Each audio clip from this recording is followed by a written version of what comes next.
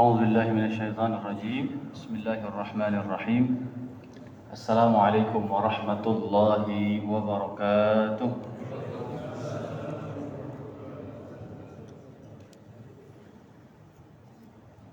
الحمد لله رب العالمين، والعاقبة للمتقين ولا عدوان إلا على الظالمين. أشهد أن لا إله إلا الله وحده لا شريك له، إياه نعبد وإياه نستعين. وأشهد أن سيدنا محمدا عبده ورسوله المبعوث رحمة للعالمين. اللهم ربنا فصل على سيدنا محمد وعلى آله وصحبه ومن تبعهم بإحسان إلى يوم الدين. رب اشرح لي صدري ويسر لي أمري واحلل عقدة من لساني يفقهوا قولي. لا إله إلا أنت سبحانك إنا كنا من الظالمين. أما بعد. Alhamdulillah, kita bersyukur kepada Allah Subhanahu wa taala. Salawat dan salam kita hadiahkan kepada suri tauladan kita, Nabiullah Muhammad sallallahu alaihi wasallam. Jamaah sekalian yang dimuliakan Allah, kita lanjutkan ayat berikutnya, ayat ke-11. A'udzu billahi minasyaitonir rajim. Kalla innaha tadhkirah. Kalla, kalau kita lihat di terjemahnya itu seringkali diartikan sekali-kali tidak. Tetapi kalla ini juga lebih tepat untuk digunakan dalam hal menyangkal. Menyangkal sebuah asumsi yang sudah terlebih dahulu terbangun.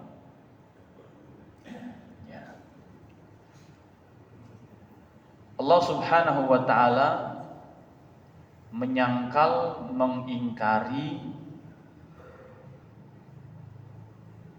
menyatakan ketidaksetujuannya terhadap Nabi sallallahu alaihi wasallam yang punya asumsi, yang punya pertimbangan bahwa dakwah itu perlu diprioritaskan kepada para tokoh, perlu diprioritaskan kepada para pemuka masyarakat. Sebagaimana kita sampaikan pekan lalu, di situ ada Abu Jahal, ada Utbah ibn Rabi'ah, ada Abbas ibn Abdul Muttalib, dan beberapa punggawa dan para pemuka-pemuka masyarakat Mekah saat itu. Wa yahrisu ala hudahu. Nabi sangat mengharapkan mereka mendapatkan hidayah Allah. Karena kalau mereka yang mendapatkan hidayah, maka kaumnya pun akan ikut. Orang-orang yang di belakangnya akan ikut. Allah bilang kalla. Apa yang menjadi anggapanmu itu, cara berpikir seperti itu, asumsi yang kemudian kau bangun seperti itu tidak tepat.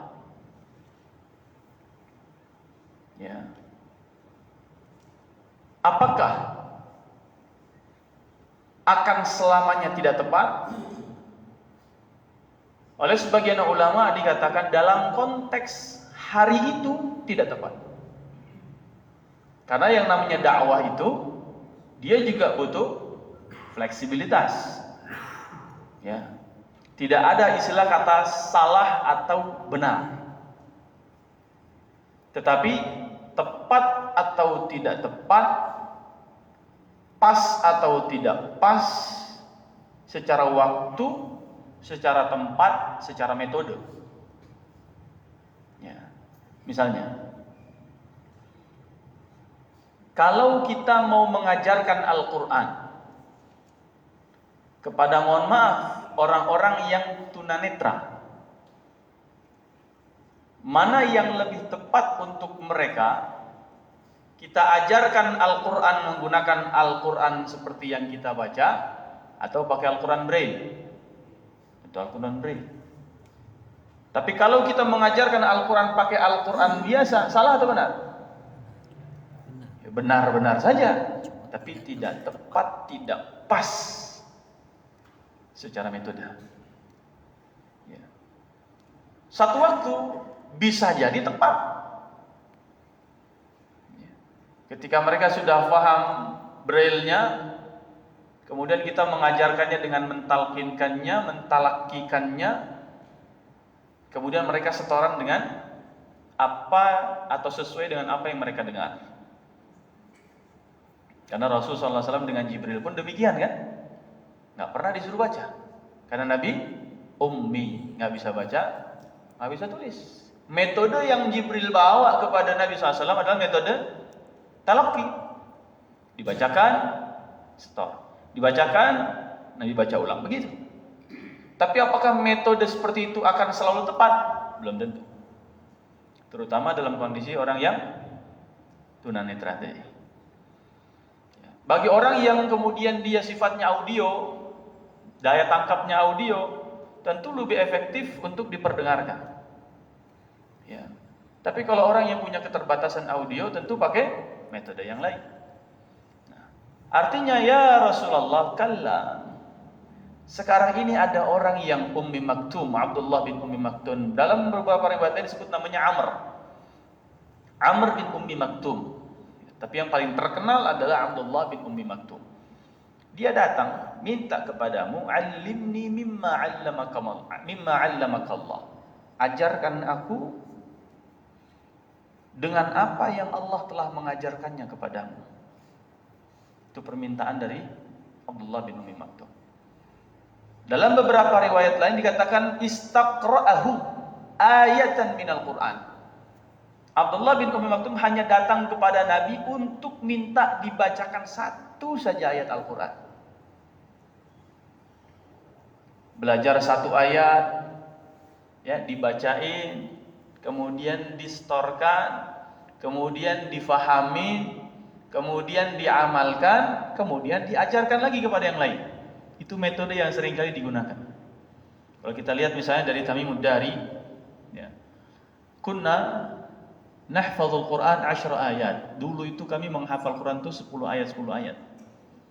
Kami baca, kami hafalkan, kami fahami, kami amalkan, kami ajarkan, dan kemudian kami menghafal ayat yang ke-11 sampai 20. Begitu terus. Nah, Abdullah bin Ummi Maktum, dia bukan 10 ayat, istaqra'u ayatan. Dia cuma minta dibacain satu ayat saja. Nah, yang lebih tepat adalah wahai Nabi sallallahu alaihi wasallam, kalla innaha tadhkira. Peristiwa itu di mana Allah menegur Nabi, itu peristiwanya sudah lewat. Ya.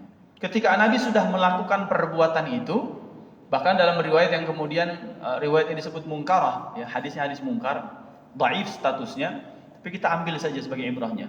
Setelah selesai dari peristiwa itu, baru beliau pulang. Kemudian Allah Subhanahu wa taala mengambil sebagian daripada pandangan Nabi. Dikatakan apa? Nabi tiba-tiba agak buram pandangannya. Kemudian beliau seperti pingsan, istirahat. Kemudian Allah tegur, abasa wa tawalla. Tadi kamu lihat gak tuh? Ya, kamu lihat gak? Kenapa engkau palingkan? Ada sahabatmu yang datang.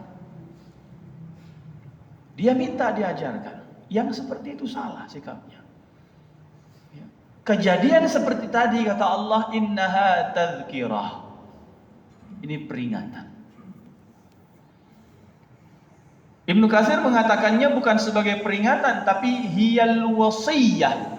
Itu adalah wasiat dari Allah. Lil musawati bainasy syarif wad dha'if. Dalam dakwah itu harus sama memperlakukan antara orang-orang mulia dengan orang-orang lemah. Dengan antara para tokoh dengan masyarakat biasa. Antara orang yang punya kedudukan dengan orang yang tidak punya kedudukan. Antara orang kaya dengan orang miskin. Kalau dulu kami diajarkan oleh para guru kami, ayat ini adalah sebuah ayat yang mengingatkan. Kalau bahasa beliau ini, ente kalau misalnya ada undangan dari orang kaya, ada undangan dari orang miskin, ya, ada undangan dari masjid yang jamaahnya banyak, sama masjid yang jamaahnya dikit, jangan pernah ngegoyahin. Ya. Saya pernah 2019, Pak. Anak pertama lahir. Alhamdulillah 1 Ramadan. Ketika itu hari, saya lupa Selasa atau Rabu 2019 itu. Hari Kamisnya saya dikontak oleh bagian talent, ya, RCTI. Kemudian ditawarin, Ustaz, mau nggak main sinetron Ramadan full 1 bulan? Ya, full 1 bulan. Ya. Sementara pada saat yang sama, jadwal Ramadan itu sudah dikonfirmasi kepada para DKM. Siap. Hari ini tarawih di sini, misalnya subuh di mana dan seterusnya, sudah dikonfirmasi, menjanjikan kepada semua. Ini godaan besar, Pak. Ya. Masuk TV, main sinetron, perannya ustadz lagi kan? Wah. Dia iseng-iseng nanya berapa fee-nya kan? Saya tanya berapa episode? Pokoknya ustadz standby 1 bulan. Saya bilang saya pastinya syuting jam berapa? Ya pokoknya ustadz standby di lokasi. Oh, saya bilang kalau gitu saya nggak bisa. Kita pernah pengalaman standby di lokasi, ya make up dari jam berapa? Itu baru tag-nya jam berapa? Ya. Pernah make up dari jam 6 pagi, Pak. Ya. Ketika syuting di Jogja, itu baru take-nya jam 4 sore. Ya. Pernah make up dari ba'da maghrib, take jam 2 dini hari. Saya bilang kalau begini caranya, wah nggak bisa.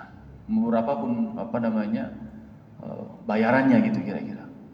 Terlebih lagi saya bilang, Pak, saya harus dipastikan saya syuting hari apa saja, jam berapa saja. Karena ini terikat dengan masjid yang sudah terkonfirmasi semua sebulan. Bagaimana saya membatalkan dengan itu semua? Gak akan mungkin. Kecuali syutingnya di luar jam-jam itu. Akhirnya kata orang talentnya, baik saat kita sampaikan ke produser. Nanti kalau ada apa-apa kita kabarin. Akhirnya gak ada kabar-kabar lagi. Oh berarti clear. Ya, mereka gak mau. Ya sudah. Ya. Itu godaan yang luar biasa. Tapi kalau kita ingat kalla innaha tadhkirah, Ibnu Katsir mengatakan hadhihi surah atau hadhil ayah. Ayat-ayat dalam surat Abasa dan surat Abasa secara umum, secara keseluruhannya adalah, kata beliau, wasiyatun minallah lil musawah. Wasiat dari Allah agar kita memperlakukan dengan sama siapapun yang ada dalam hadapan kita ketika kaitannya dengan agama. Wa idza stansahaka fansah. Kalau ada orang minta nasihat, kasih nasihat. Enggak ada istilahnya nanti saya dapat apa. Ya. Nanti saya kira-kira dikasih apa. Nanti kira-kira saya bisa punya apa. Kira-kira jamaahnya berapa. Ya, pengalaman saya secara pribadi, Pak. Subhanallah, ada satu tempat itu ketika ngundang jamaahnya cuma 2 orang. Ya, jadi belajar tafsir itu cuma 2 orang. Ya. Ya udah kita jabanin saja. Ya. Justru disitulah Allah sedang menguji keikhlasan kita. Benar atau tidak? Ya. Sehingga ketika ada yang, jujur saya difitnah ya, di lingkungan sekitar sini, di Kelurahan Tugu. Ya. Wah, kalau beliau Ustaz Azam begini, gini dan seterusnya. Saya katakan demi Allah, saya nggak pernah. Ya. Dalam hal apa? Tarif lah, minta lah dan seterusnya. Nggak pernah seumur hidup. Karena itulah nasihat daripada guru-guru kita. La natlubu wala narfudu. Kalau dalam urusan agama, jangan pernah minta dan jangan pernah nolak. Selagi kita bisa. Kecuali bentrok. Tapi selama bisa, siapapun dalam konteks apapun, misalnya seorang trainer, dia ngundang mana nih, hotel apa nih? Atau yang ngundangnya misalnya, ya cuman kelasnya kelas apa misalnya. Yang ngundang mana nih? Ya, kantor apa? BUMN, kementerian apa? Swasta atau apa? Kalau sudah pilih, hati-hati. Kalla innaha tadhkirah.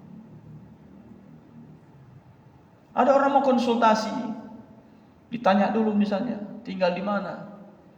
Kemudian ditelusuri dulu rumahnya. La ilaha illallah. Ini cerita-cerita di kalangan teman-teman, ada yang cerita begitu. Sehingga surat ini secara keseluruhan bagi siapapun, orang yang kemudian diminta hal dalam pandangan agama, diminta hal dalam urusan kebaikan, diminta hal dalam urusan kemudian pengajaran dan lain sebagainya, konsultasi dan lain sebagainya, penuhi selagi bisa, jangan pernah memandang apapun. Jangan pernah mensyaratkan apapun. Mau dia tokoh, mau dia orang biasa, mau dia kemudian punya kedudukan atau tidak punya kedudukan. Kalla innaha tadhkirah.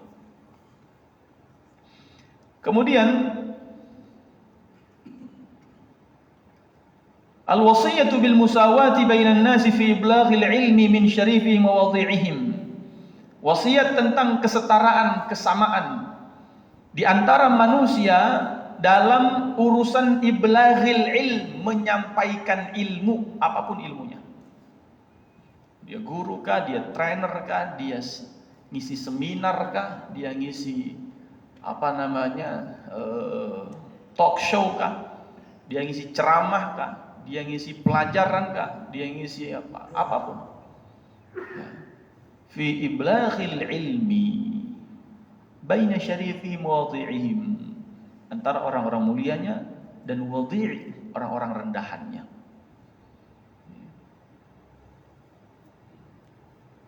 Ini menjadi poin teguran dari Allah, wasiat dari Allah kepada Nabi sallallahu alaihi wasallam.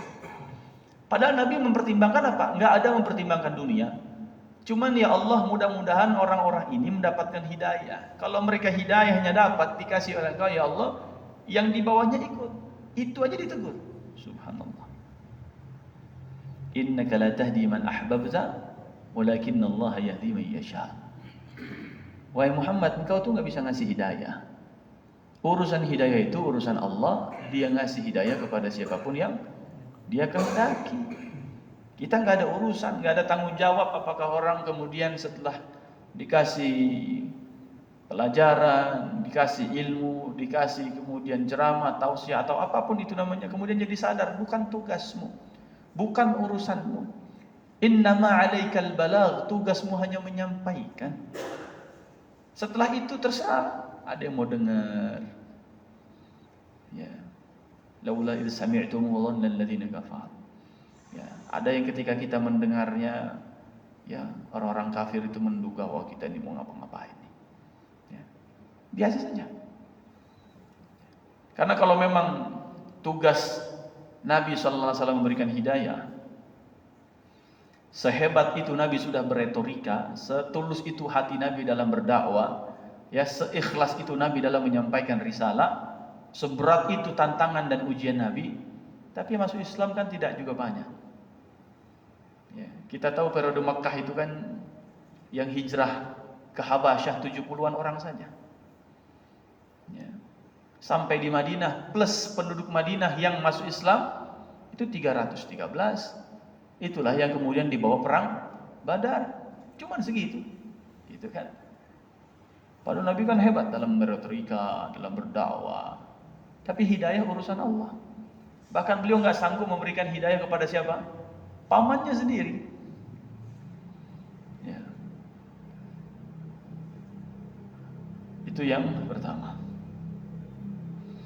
Wa qala Qatadah was-Suddi kalla innaha tadhkirah ya'ni Al-Qur'an. Yang menjadi peringatan itu seluruhnya Al-Qur'an. Al-Qur'an ini adalah mempunyai nilai esensi bahwa dia menjadi hak semuanya untuk mendapatkan. Siapapun yang minta, kasih. Sementara orang-orang para tokoh tadi ada Utbah bin Rabi'ah, ada Abu Jahal, ada Abbas bin Abdul Muttalib. Ini nggak minta diajarin Al-Quran. Karena dia nggak minta, dia nggak punya hak. Sementara ada orang jauh datang, minta diajarkan Al-Quran. Dia lebih berhak. Kalla innaha tadhkirah. Al-Quran ini berhak diberikan kepada mereka yang minta. Mereka punya hak untuk mendapatkan itu. Fa idza stansahaka fansahhu. Kalau ada orang minta dikasih nasihat, dikasih pelajaran tentang Al-Quran, kasih. Jangan timbang-timbang apa-apa, jangan. Udah, kasih aja. Ya. Kita lihat dalam surat Yasin kan. Ya. La as'alukum alaihi hajra. Kami ini cuma utusan Allah, kami gak minta upah apapun dari kalian. Ya. Berulang-ulang diulang itu dalam surat Yasin. La as'alukum alaihi ajra. Ya. Ada illal mawaddata fil qurba, kecuali hadirnya saling cinta di antara kerabat. Ya. Atau in ajriya illa 'ala Allah. Upahku nanti Allah yang ngasih. Pahala dari Allah Subhanahu wa taala lebih besar. Makanya kadang-kadang kita miris ketika ada orang mau urusan apapun ilmunya, sudah mentarifkan ilmunya. Ya. Enggak mau datang kalau ya bayarannya tidak segini. Dirinci, apa aja isi bayarannya? Ya. Penjemputan. Ya, saya waktu ditugaskan di Hong Kong 1 bulan, dapat cerita banyak sekali dari buruh migran di sana. Kan ustadz-ustadz itu pada suka diundang ke sana kan. Ya, beberapa itu kan ada yang sempat jadi kasus. Cerita itu. Ketua-ketua majelis taklimnya ustadz, kenapa kalau ngundang beliau disebutin satu persatu? Ya, itu datang harus pesawatnya misalnya ya ditentukan maskapainya, kelasnya pun ditentukan, penjemputannya pun harus pakai mobil, mobilnya pun ditentukan mobil apa, hotelnya pun ditentukan bintang berapa, harus disediakan minuman, minumannya pun ditentukan minuman apa. Sampai kemudian yang kejadian viral itu, orang mau datang beli tiket, tiket penjualnya menjadi milik sang yang datang itu. Ini kan miris, yang sudah seperti ini miris. Saya tentu tidak akan menyebutkan nama. Ya. Tetapi kalau sudah seperti itu, menjadikan la innaha tadhkirah, teguran bagi siapapun. Peringatan itu harus dihadirkan kembali. Untuk apa kita berdakwah kalau bukan untuk qul hadhihi sabili ad'u ila Allah. Kita dakwah kepada Allah saja. Ala basiratin ana wa man ittaba'ani. Dengan basirah, dengan ilmu, dengan ketajaman hati, dengan ketulusan niat, dengan keikhlasan perjuangan. Ana wa man ittaba'an, bersamaku dengan orang-orang yang bersamaku. Sekali lagi urusan hidayah adalah urusan Allah Subhanahu wa taala. Nah, tentu konteksnya akan berbeda nanti ketika misalnya ya ada orang kerja menjadi guru, dia minta gajinya berapa. Beda konteksnya. Ya, ketika dipanggil oleh HRD kemudian negosiasi gaji. Karena ada waktu yang dia keluarkan di situ, fokus terikat dengan satu lembaga. Dan biasanya juga nggak mentarif besar-besar kalau guru, ya, dan seterusnya. Nah, kemudian faman syaa'a dzakara faman syaa'a dzakara Allah fi jami' umurihi wa yuhtamalu 'audu ad-dhamiri 'ala al-wahyi li dilalati al-kalami 'alaihi. Barang siapa yang mau, barang siapa yang syaa'a berkehendak, barang siapa betul-betul menginginkan Al-Qur'an sebagai tazkirahnya, sebagai peringatannya, sebagai wasiat yang mengandung segala sisi kebaikan dan kesetaraan itu, maka zakarah, dia pasti akan banyak-banyak mengingat Allah dalam segala aspek urusan dan aktivitasnya. Yang dia ingat nanti Allah, ya. Dia refleksikan ke dalam diri dia. Dia tanyakan ulang, yang Anda cari apa? Ya. Yang Anda tuju apa?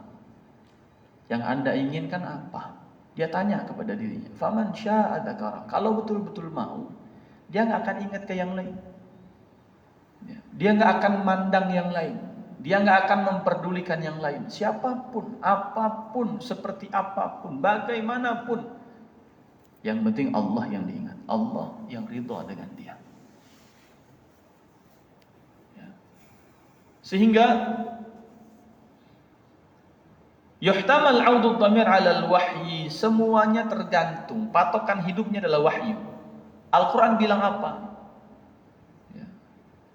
Hadis Nabi menyatakan apa? Itu yang jadi pilih-pilih pertimbangannya. Ya. Saya kasih contoh misalnya sementara sederhana. Ketika Rasul sallallahu alaihi wasallam berdakwah pertama kali kepada karib kerabat dekatnya. Ya ayyuhal muzammil, ya ayyuhal muddathir, qum fa'anzir, qumil laila illa qalila. Bangunlah pada malam hari dan bangunlah berikan peringatan. Siapa ya Allah yang harus aku berikan peringatan pertama? Wa anzir 'ashiratakal aqrabin. Perintahnya umum. Berikan peringatan, dakwahi mereka kaum kerabat yang paling dekat denganmu dulu. Baru beliau pilih-pilih. Siapa? Istrinya. Siapa lagi? Sepupunya, Ali bin Abi Thalib. Siapa lagi? Abu Bakar. Ada yang bertanya, Abu Bakar dari mana jalur kerabatnya? Abu Bakar dengan Nabi nyatu di kakek yang ke-6. Ke atasnya itu 6 ketemu di Murrah. Jadi masih kerabat, masih. Dan strategis. Karena Abu Bakar termasuk orang yang paling faham tentang seluruh nasab yang ada di Mekah. Jalur nasab siapapun beliau paling faham. Orang yang paling lembut menghadapi karakter orang-orang Quraisy yang keras-keras. Orang yang punya harta berlebih. Karena dalam dakwah pun butuh sokongan biaya. Di awal-awal agama Islam ini hadir, yang banyak masuk Islam dari kalangan budak. 70 orang budak itu dibebaskan oleh Abu Bakar. Ada Bilal bin Rabah, ada Amir bin Fuhairah, dan lain sebagainya. Ya. Kalau bukan karena Abu Bakar, atas izin Allah Subhanahu wa taala, dakwah Nabi bisa berkembang cepat saat itu.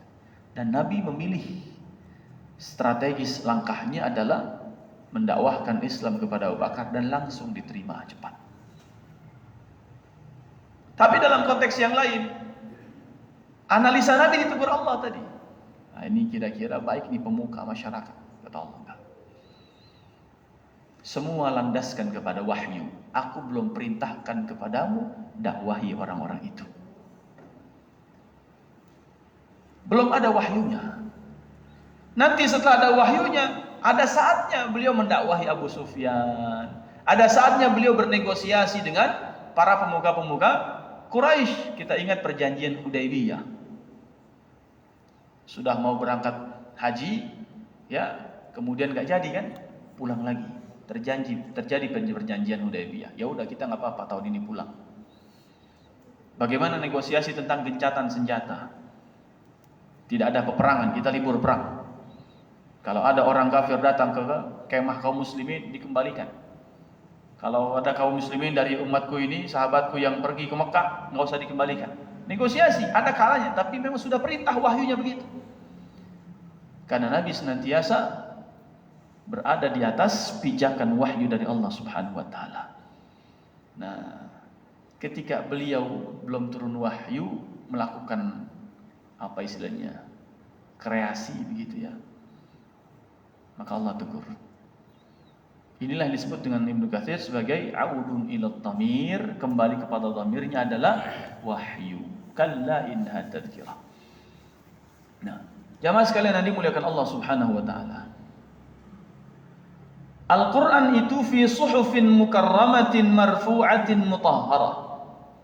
Hadhihi suratu awil 'izzatu wa kilahuma mutalazimun bal jami'ul Quran fi suhufin mukarramah ay mu'azzamatin muwaqqaratin. Al-Quran ini berada dalam suhuf-suhuf, lembaran-lembaran, keseluruhan Al-Quran berada dalam lembaran-lembaran yang dimuliakan dan diagungkan. Marfu'atin ay 'aliyatil qadar, yang tempatnya ditinggikan oleh Allah Subhanahu wa taala. Mutahharatin, marfu'atin mutahhara maknanya minad danasi waz ziyadati wan naqs. Al-Quran Allah jaga kesuciannya dari segala bentuk penodaan danas, waz ziyadah dari segala bentuk tambahan, wan naqs dari segala bentuk pengurangan. Makanya tidak ada satupun terjadi dalam Al-Quran ada satu saja tambahan titik.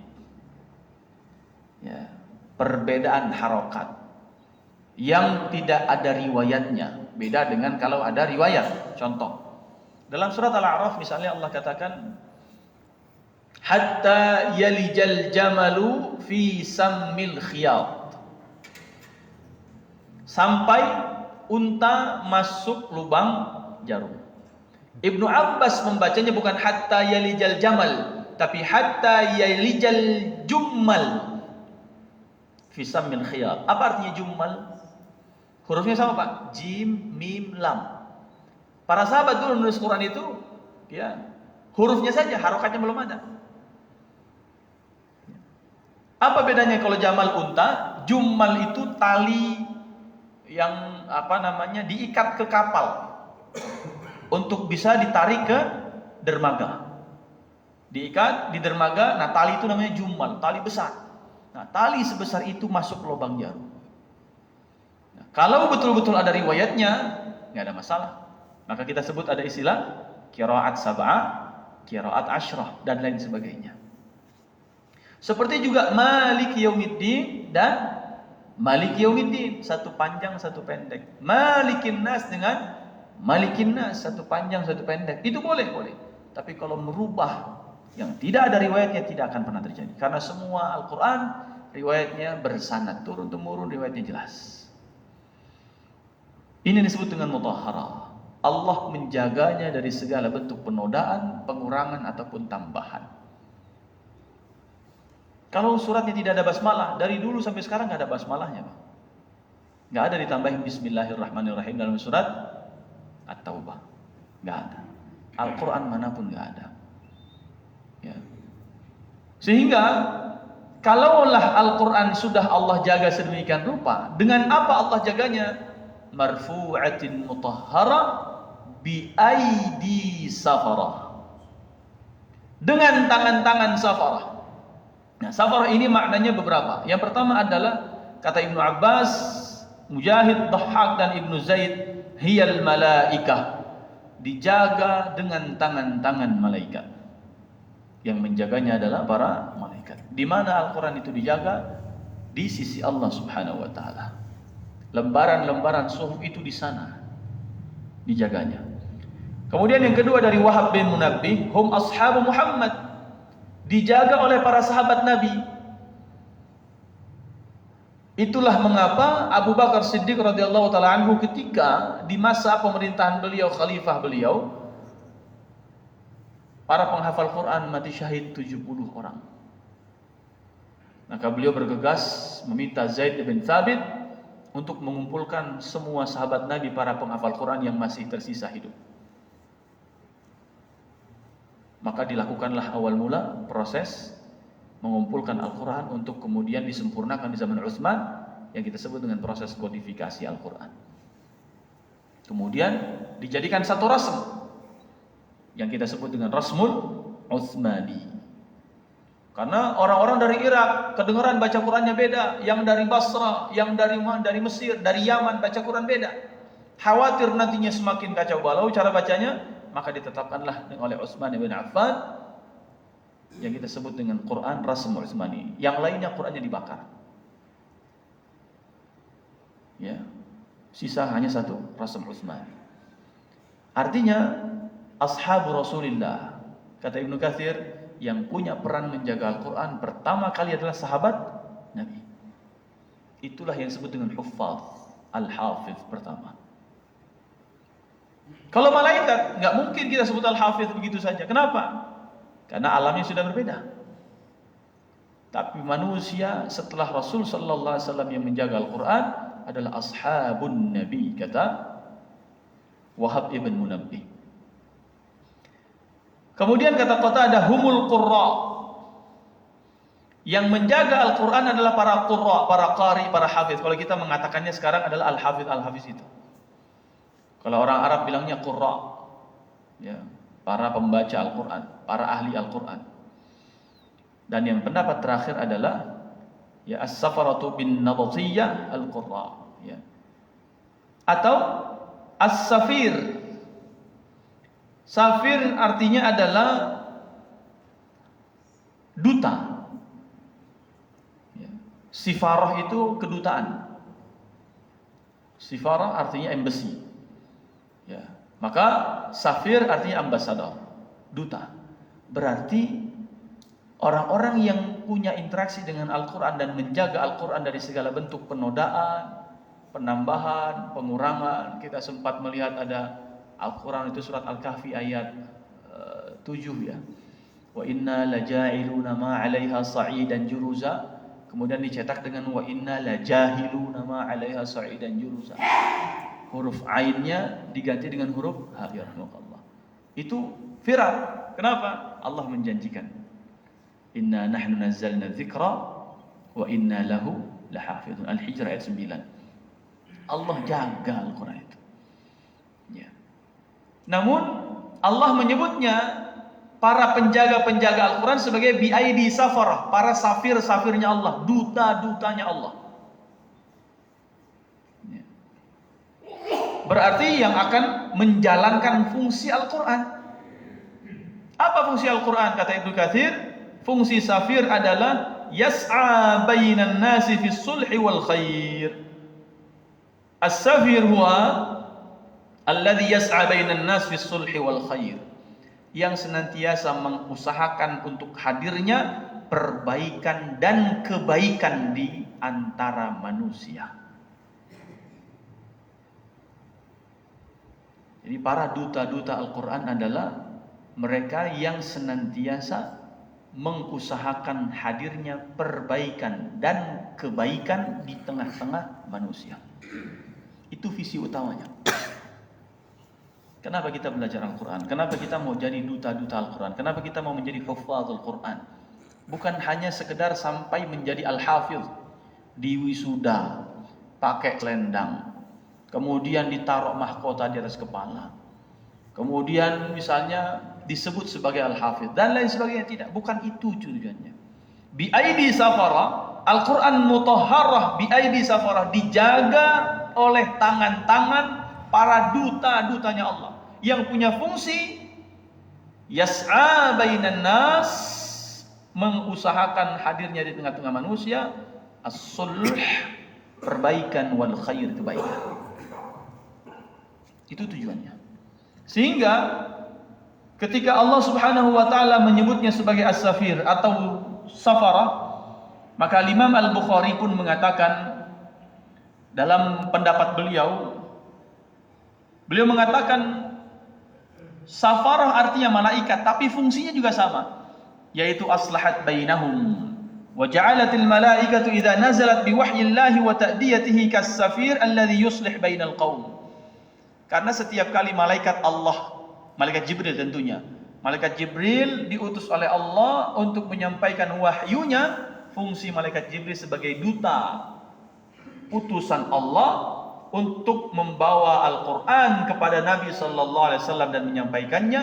Tujuannya adalah menghadirkan perbaikan di antara kaum. Yuslihu bainal qaum. Ya. Makanya salah satu misi Nabi Muhammad Sallallahu Alaihi Wasallam adalah in uridu illal islah mastata'tu wa ma taufiqi illa billah alaihi tawakkaltu wa ilaihi unib. Fungsi risalah Nabi adalah in uridu, saya tidak menginginkan apapun illal islah, kecuali perbaikan. Mastata'tu, semampu saya. Wa ma taufiqi illa billah, dan tidaklah ada yang bisa merealisasikan itu kecuali ada taufik dari Allah Subhanahu wa taala. Alaihi tawakkaltu, kepadanya aku bertawakal, wa ilaihi unib, kepadanya aku kembali. Sehingga ini visi besar kita. Al-Quran akan menjaga orientasi dari tujuan-tujuan berdakwah. Hanya memandang status orang yang sedang didakwahi, apakah dia orang beken, orang berkedudukan atau apapun, tidak.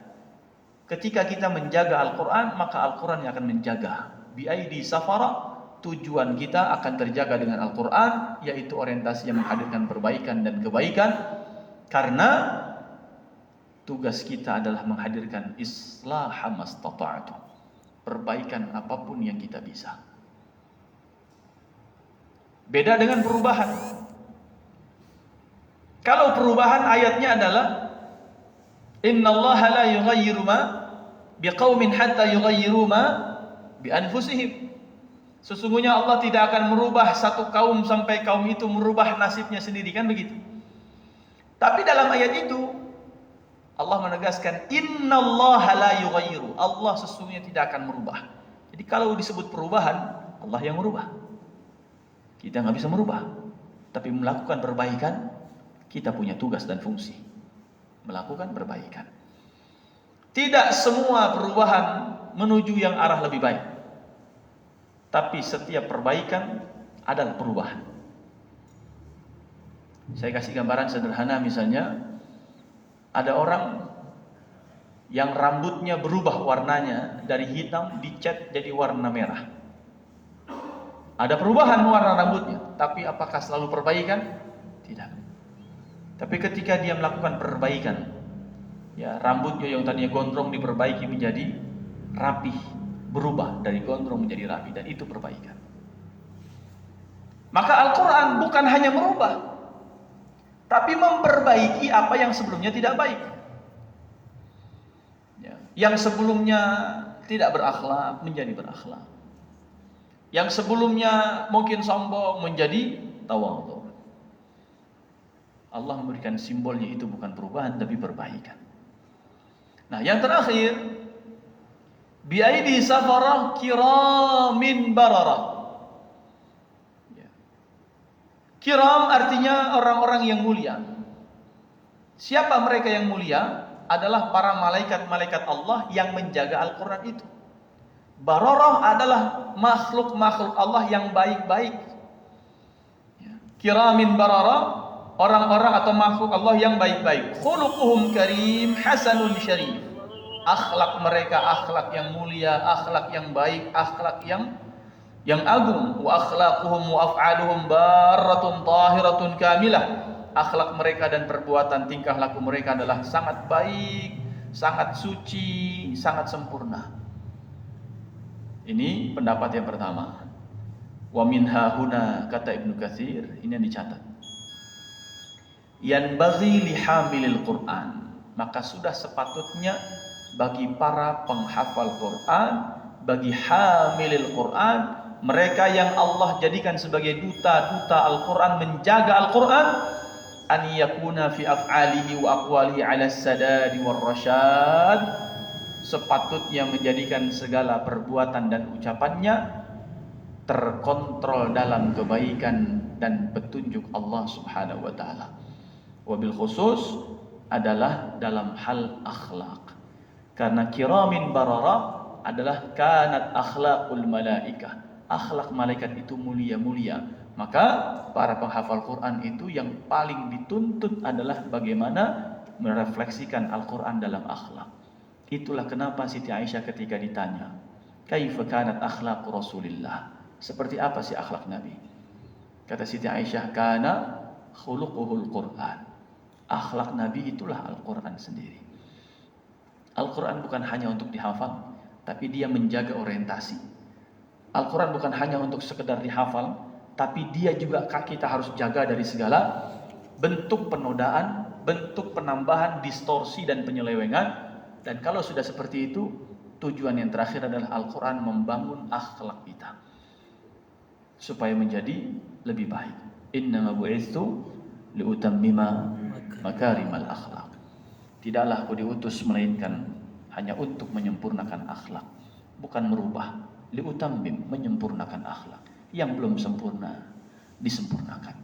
Insyaallah ini yang bisa kita kaji pada pertemuan hari ini. Alhamdulillah. Insyaallah berikutnya kita lanjutkan di Sabtu yang akan datang biiznillah taala. Sabtu akan datang ada enggak? Atau masih pada nyate-nyate? Gimana DKM? Masih? Lanjut? Gimana Ustaz Siraj? Belum ada? Dikonfirmasi. Ini kayaknya Ustaz Siraj ini pulang ke Sukabumi, mungkin nggak bisa jawab beliau ini. Ya, pulang beliau ini, dagingnya banyak kayaknya di sana. Baik, nanti saya minta tolong dikonfirmasi ada atau tidaknya. Insyaallah. Barakallahu fikum. Assalamualaikum warahmatullahi wabarakatuh. Waalaikumsalam warahmatullahi wabarakatuh.